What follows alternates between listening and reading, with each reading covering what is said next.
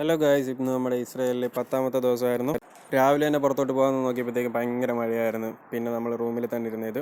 അങ്ങനെ നമ്മൾ T V ഒക്കെ കണ്ട് നൈസായിട്ട് ചില്ലായിട്ടൊക്കെ ഇരുന്ന്. അപ്പോൾ ഞാൻ ഓർത്തത് ഇന്നലത്തെ പാത്രങ്ങൾ കുറേ കഴുകാനുണ്ടായിരുന്നു. അങ്ങനെ പാത്രം കഴുകാന്ന് വെച്ച് കിച്ചണിൽ വന്ന് നേരെ നമ്മൾ പണി അങ്ങോട്ട് തുടങ്ങി.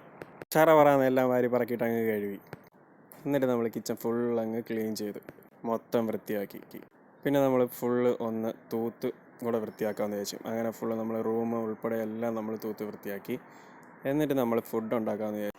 ആദ്യമായിട്ടാണ് ഗോതമ്പ് ദോശ സ്വന്തമായിട്ട് ഉണ്ടാക്കുന്നത്. സ്വന്തമായിട്ട് ഉണ്ടാക്കിയതിൻ്റേതായിട്ടുള്ള എല്ലാ പ്രശ്നങ്ങളും ഞാൻ അതിൽ കണ്ടു. ഇതേ നോക്കൂ. പിന്നെ അതിനുശേഷം പിന്നെ എല്ലാം നമുക്ക് കറക്റ്റായിട്ട് തന്നെ കിട്ടി. അങ്ങനെ നമ്മൾ ഫുഡെല്ലാം റെഡിയാക്കി ഫുഡ് നേരെ എടുത്ത് ടി വി ഒക്കെ കണ്ട് സെറ്റായിട്ട് കഴിച്ചു തീർന്നു.